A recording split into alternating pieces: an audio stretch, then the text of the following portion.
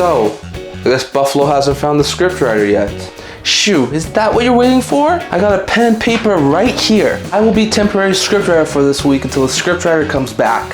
That's a pencil. You go 0-3 and there's speculation that Trocheck, Lafreniere, and Panarin could all be moved and you're still the only sub-500 team in the entire Eastern Conference. But I just asked the question. Well, you shouldn't have. Guess it's time to wave the white flag. Season's over. Alright, now I am new to this, so I am open to some input from any other teams. Well, if you need some help, just look back at history. Here's an example. Make the Leafs lose in the leafiest way possible when Marner returns to Toronto. No, not a bad idea, Vegas. The Leafs won't show up for the first half of the game and Vegas will go up 4-1. Oh no. But then the Leafs will score 2 late in the second to make it a 1-goal game and give the Leafs fans hope. Hope! And then the momentum ends in the third and Vegas will score a couple more to win 6-3 and Marner doesn't even get a point in this game. Yep, that was the leafiest way to lose. By the way, Toronto, you only get 1 point this week. You mean 1 loss, right? No, and now you're 5 points out of a playoff spot. Man, this season sucks. Yep, Marner will fit right in playing the villain role in Vegas. By the way, Vegas, that is your only win for the entirety of the week. What? Moving on, Montreal. If you had to beat one team this week, who would you want to beat? Minnesota. We haven't beaten them since 2019. Okay, that helps us, but doesn't really help you guys. Why? Well, I'm only going to give you 1 win this week. And I did promise Buffalo I would help them after they left. So Buffalo's going to win 3 of 4, including being you guys. And they are now 3rd in the Atlantic Division, surpassing you guys. No, I changed my mind. Please, can't you change it? No, but I will have Caulfield score the late winner to help you guys beat Minnesota. And then Caulfield will also score a hat trick against the Boston Bruins. That does make it better that Caulfield's doing so good, but it doesn't give us more points. How do we lose a game where Cole Caulfield has a hat trick? Did someone see that goaltending? Oh, Ottawa. No, I was talking to Montreal about their goaltending. You guys have bad goaltending too? Not anywhere near as bad as yours, but yes, I guess we should do our due diligence on the goalie market. By the way, Ottawa, by Thursday night, half of your fan base thinks the entire season is over. I thought it was over at Christmas. Well, it still might be, but I do have you guys going 2-2-0 this week, and you end the week by beating the Vegas Golden Knights 7-1.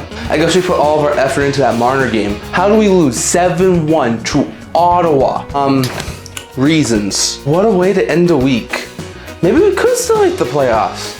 Highly doubt it. Now, a few other notes here. The Canucks and Flames continue to have a tank-off, as the Canucks will lose 3 of their 4 games this week, and the Flames will lose all 4 of their games this week, and both teams continue to be at the bottom of the NHL standings. The Kraken go 2-2-0 this week, and they're tied for a playoff spot with some of the California teams. So we still have hope? Yeah, but I was looking at your roster, and you won't go far unless you have a game changer. Maybe we use Wright to get that upgrade that everyone's talking about. And Florida won 3 of 4 this week to stay in the playoff hunt. I would be a lot happier if the rest of the Atlantic Division would stop winning. Well, that isn't happening anytime soon. Hey Utah, we are extending our point streak, right? I mean, we are currently the best team in hockey. Tampa. Well, it seems like you are. So I guess I can give you guys an extension of your point streak to 14 games, but then... Hey guys. No, I still have nightmares from 2019. Anyone but them. Please, just not them. Well, our only ever playoff series win was against you guys. Yeah, March can get a hat trick and Columbus can end your guys' 14-game point streak. The Jackets are now 4 back of a playoff spot. Cool. If we can sneak into the playoffs, I hope we play Tampa. I mean, Superman? Kryptonite. No, not again. Don't even think about that. Why is it always Columbus? By the way, we'll beat you next week. What's wrong with them? Are they still upset that after a 14-game point streak, they're still 11 points back of us? Colorado. Hey, Utah. We are temporarily the scriptwriter. Oh no.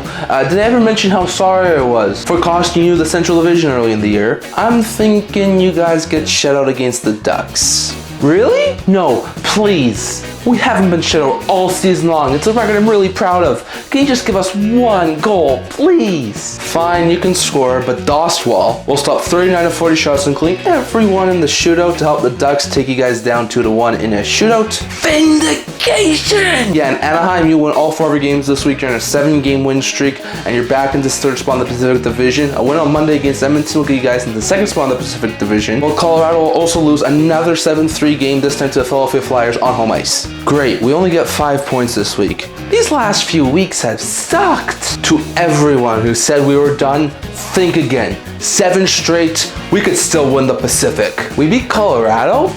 Wow, maybe we're a better team than we thought. I mean, if we played like that against the Avalanche, I say we go up 3-0 against Utah in the first 21 minutes of the game. Where is that music coming from? You picked the wrong team to mess with. Peterka and Crow score 2 goals in the early 2nd period to make it 3-2. Dvorak makes it 4-2. Oh boy, that could have been scary. We ain't done yet. Gunther scores an early power play goal. It's a 4-3 game. Then Garnett halfway pulls a Patrick Stefan. I'm sorry, did you say Patrick Stefan? And the ensuing play, Colin Keller comes right down the ice, steals the puck off a Flyer defender, puts it right home. We get our first man advantage goal with the goalie pulled in franchise history to score and tie this game up with 4 apiece. Then we go to overtime, where in overtime, Clayton Keller, off a beautiful feed from the most clutch player in the entire NHL, Dylan Gunther, will get the overtime winner as Keller scores the game tying goal, the game winning goal. Gunther gets the assist, and the Utah Mammoth overcome a 3-0 deficit and win 5-4 in overtime. Tusks up. Don't ever mess with us again, Philadelphia. What just happened? Hey guys, I'm back. Buffalo, my brothers in Christ. We held down the fort for you while you guys were gone. We gave you guys 3 wins, and you're now 3rd in the Atlantic. Thanks for the helping hand, Utah, but I'm no longer in charge. After a long time of looking, look who I found. Hey everyone, it's good to be back.